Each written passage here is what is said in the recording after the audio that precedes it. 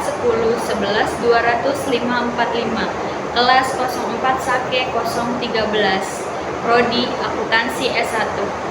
Saya akan mempresentasikan modul pertemuan 6 mata kuliah Manajemen Strategik dengan dosen pengampu Ibu Rizka Rismawati, SE MAK. Oke, di slide pertama ada penilaian internal. Pengertian penilaian internal adalah proses evaluasi sistematis yang dilakukan oleh organisasi atau perusahaan untuk mengukur kinerja, efektivitas, dan efisiensi dari dalam. Yang kedua ada tujuan. Penilaian internal ini bertujuan untuk mengidentifikasi kekuatan dan kelemahan perusahaan, memastikan seluruh proses berjalan sesuai standar yang ditetapkan. Yang ketiga ada ruang lingkup. Ruang lingkup ini mencangkup evaluasi sumber daya manusia, keuangan operasional, dan sistem manajemen yang ada dalam perusahaan. Yang keempat ada manfaatnya. Manfaatnya ini berupa peningkatan kualitas, pengambilan keputusan yang lebih baik, mendorong perbaikan berkelanjutan dalam perusahaan. Selanjutnya ada tahapan penilaian internal. Tahapan penilaian internal ini terbagi menjadi 3. Yang pertama ada perencanaan, pelaksanaan, dan pelaporan. Perencanaannya itu menetapkan tujuan, ruang lingkup, dan kriteria penilaian internal yang akan digunakan. Maksudnya di sini adalah kita harus menetapkan tujuan. Tujuannya untuk apa kita mendirikan perusahaan tersebut. Yang kedua ada pelaksanaan. Mengumpulkan data, melakukan observasi, mengevaluasi kinerja sesuai standar yang ditetapkan. Nah, ini kita harus mengumpulkan data dulu untuk melakukan kedepannya itu kita mau ngapain di perusahaan tersebut, melakukan observasi untuk melihat apakah ada pesaing atau tidak, dan mengevaluasi kinerja sesuai standar yang ditetapkan. Jadi kita setiap hari itu harus evaluasi, jadi ada kekurangan atau kelemahannya di perusahaan tersebut atau tidak. Yang ketiga ada pelaporan. Pelaporan ini adalah kita menyusun temuan, memberikan rekomendasi perbaikan, dan dokumentasi hasil penilaian secara sistematis.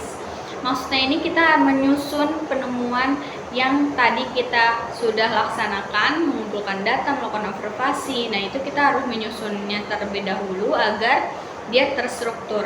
Yang ketiga ada lagi memberikan rekomendasi perbaikan dan dokumentasi hasil penilaian secara sistematis.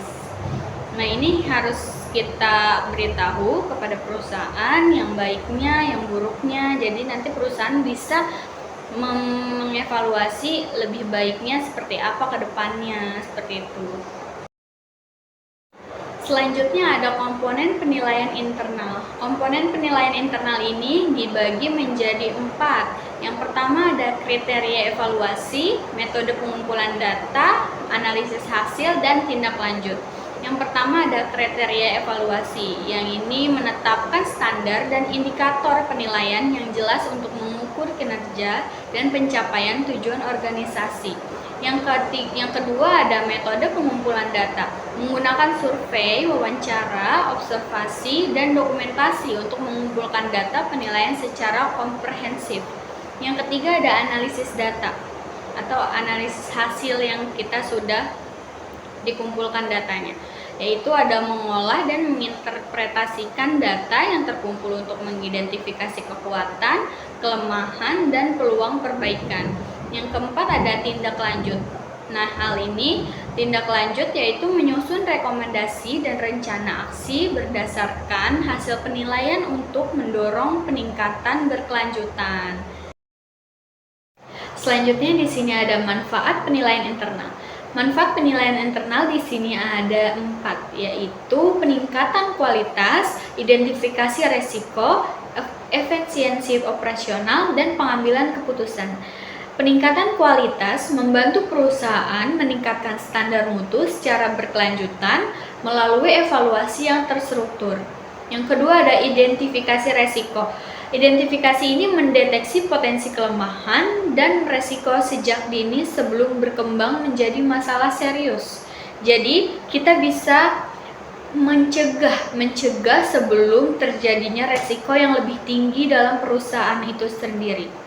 Yang ketiga ada efisiensi operasional, mengoptimalkan penggunaan sumber daya dan proses kerja untuk hasil yang lebih efektif dan efisien. Yang terakhir ada pengambilan keputusan. Pengambilan keputusan ini adalah menyediakan data akurat sebagai dasar pengambilan keputusan strategis yang tepat dan terukur.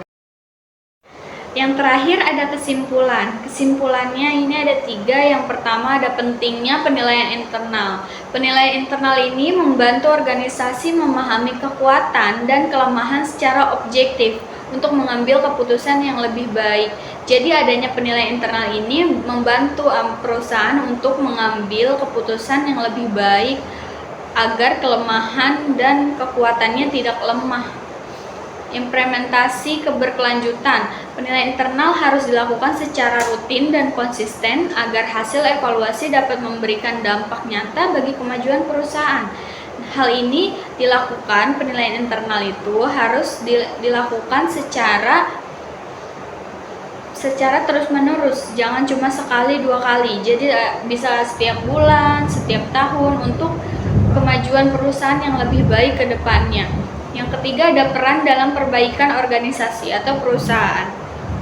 Hasil penilaian internal menjadi dasar strategi bagi kebaikan yang terarah, mendorong peningkatan kinerja dan efektivitas organisasi atau perusahaan secara menyeluruh. Sekian presentasi dari saya, kurang lebihnya mohon maaf. Wassalamualaikum warahmatullahi wabarakatuh.